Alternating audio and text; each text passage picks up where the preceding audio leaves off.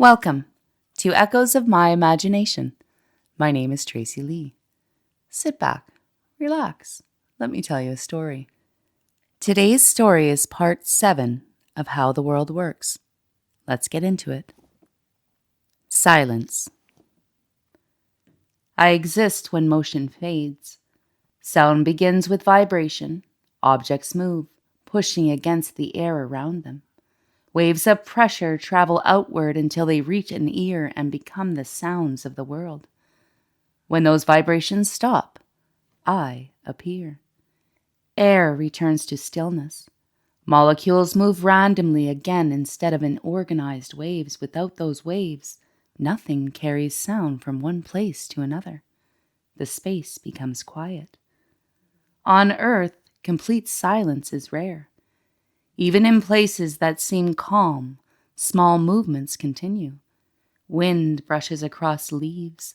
Insects move through grass. Distant water flows over stone. Each motion sends a faint vibration through the air. Your ears are sensitive enough to detect many of them. Inside the ear, delicate structures respond to tiny pressure changes. Hair-like sensory cells bend as waves pass through fluid within the inner ear. These movements create electrical signals that travel to the brain, where they are interpreted as sound. When those signals stop arriving, the brain becomes aware of the absence. That awareness is silence. Yet even in a quiet room, your body continues to produce sound. Blood moves through vessels. Air enters and leaves the lungs. Muscles shift slightly as you breathe and change posture.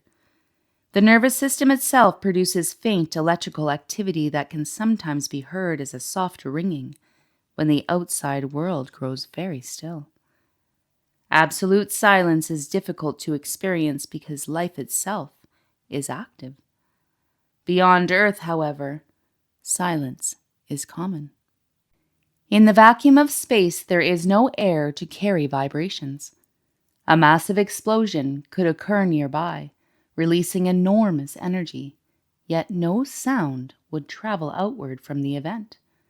Without matter to transmit pressure waves, vibrations cannot move through the emptiness.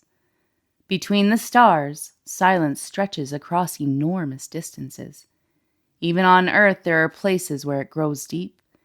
In remote deserts after sunset, when wind fades and animals grow quiet, the air becomes almost motionless. Snow-covered landscapes absorb vibrations and soften the sounds that remain. Dense forests sometimes hold the stillness of late night when most creatures rest. In these moments, the world seems to pause. Silence does not mean that nothing exists. The planet continues to turn. The atmosphere still moves slowly across mountains and oceans. Life continues its countless processes. But without vibration reaching the ear, those motions remain unheard. Silence allows other senses to grow sharper. Eyes adjust to faint light. The skin detects subtle changes in temperature and air movement. The mind becomes more aware of internal thoughts and memories that might be overlooked during louder moments. For this reason, silence has always been part of reflection. It gives space for the brain to notice patterns that constant noise might hide. Within quiet environments, the mind can follow its own signals more clearly. Every sound eventually returns to silence. As waves spread outward from their source, their energy disperses through the surrounding air. Molecules collide randomly again. The organized motion that carried the vibration disappears. The air becomes still once more. Sound begins with movement and ends with rest. I am that moment, when the motion fades and the waves dissolve back into quiet air. I am silence. Decay. I begin when structures lose their stability. Nothing built from matter remains unchanged forever. Molecules break apart, cells fail, Energy spreads and order slowly dissolves. Wherever complex systems exist, I follow. In living organisms, I begin quietly. Cells perform countless chemical reactions each second to maintain their structure. Proteins must fold correctly. DNA must be copied accurately. Membranes must regulate the movement of molecules in and out of the cell. These processes require energy. As long as energy flows through the system, cells repair damage and replace worn components. But when that flow stops or becomes insufficient, the balance shifts.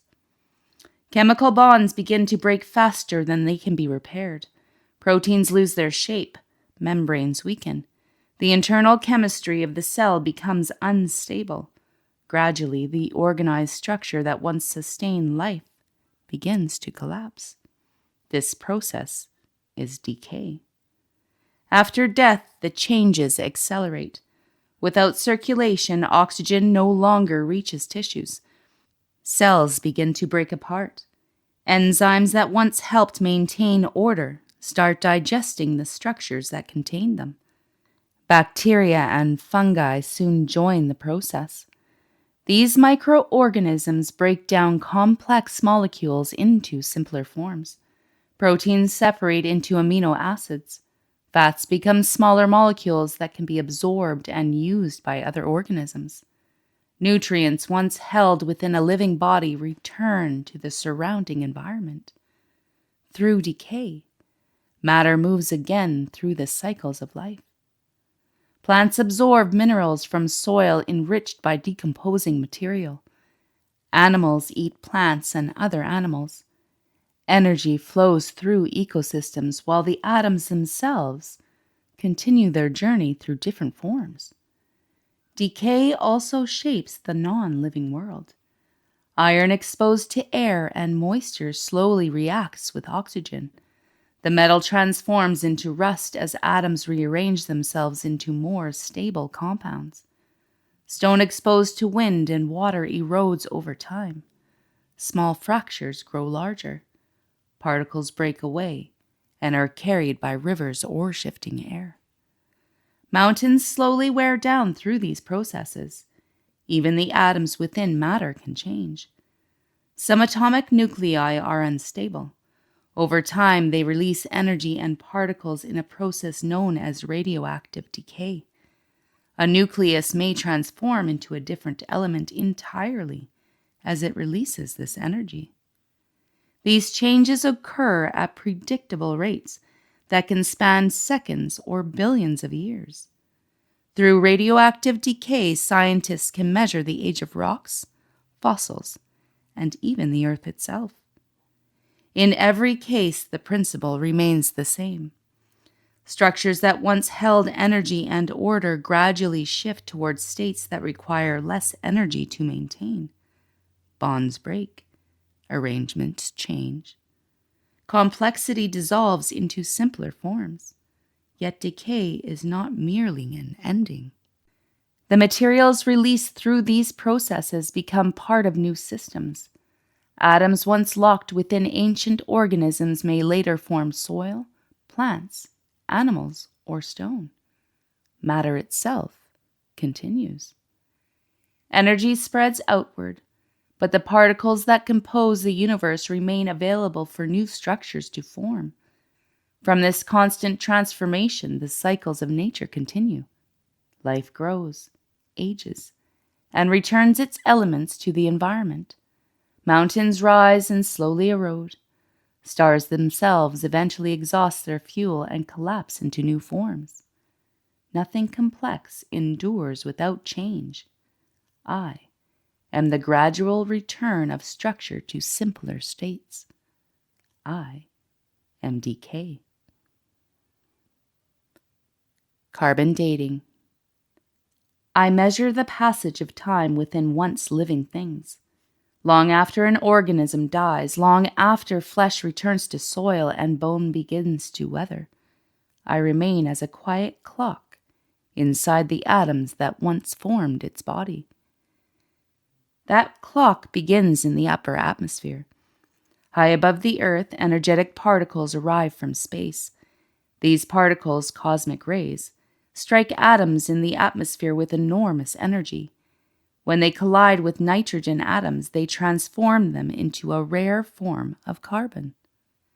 This form of carbon is called carbon-14. Most carbon atoms contain 6 protons and 6 neutrons. Carbon-14 contains 2 extra neutrons, making its nucleus unstable. Because of this instability, carbon-14 does not last forever. It slowly decays. Once formed in the atmosphere, carbon-14 quickly combines with oxygen to form carbon dioxide. Winds mix this gas throughout the atmosphere, and plants absorb it during photosynthesis as they take in carbon dioxide to build sugars. Animals eat those plants. Through this exchange, carbon atoms, including small amounts of carbon-14, enter the bodies of living organisms. While the organism lives, it continues exchanging carbon with the environment through breathing and eating. The amount of carbon-14 inside the body remains roughly constant, but when life ends, that exchange stops. No new carbon enters the organism. The carbon already present remains trapped in its tissues. From that moment forward, the carbon-14 atoms begin to disappear through radioactive decay. Each unstable nucleus eventually releases a particle and transforms into a different element, nitrogen. This transformation occurs slowly and predictably. About half of the carbon-14 atoms present in a sample will decay in approximately 5,730 years. This interval is known as the half-life of carbon-14. After another 5,730 years, half of the remaining carbon-14 atoms will decay again. With each passing interval, the amount decreases further. By measuring how much carbon-14 remains in a piece of once living material, such as wood, bone, cloth, or charcoal, scientists can estimate how long it has been since that organism died. The fewer carbon-14 atoms that remain, the more time has passed. Through this method, the age of ancient objects can be determined. Wooden tools buried in soil, fragments of woven fabric, and bones preserved in caves all carry this hidden clock within their carbon atoms. These measurements reveal the timing of human history and the lives of organisms long gone. The charcoal from an ancient fire tells when that fire once burned. A piece of timber from a buried structure reveals when a tree was cut and shaped by human hands. Even the remains of early civilizations can be placed within a timeline using the steady decay of carbon-14. The process works because radioactive decay follows precise physical laws. The transformation of unstable nuclei happens at predictable rates, governed by the properties of the atom itself. Nothing in the surrounding environment can easily stop or speed this change. Inside every piece of ancient wood or bone, carbon-14 atoms continue their quiet transformation, one nucleus at a time. Through this steady change, time leaves a measurable trace within the matter of living things. I am the clock hidden inside the carbon of once living life. I am carbon dating. And that's it for today. Thank you for joining me for Echoes of My Imagination. Don't forget to like, subscribe, share, and follow. And I'll catch you next time.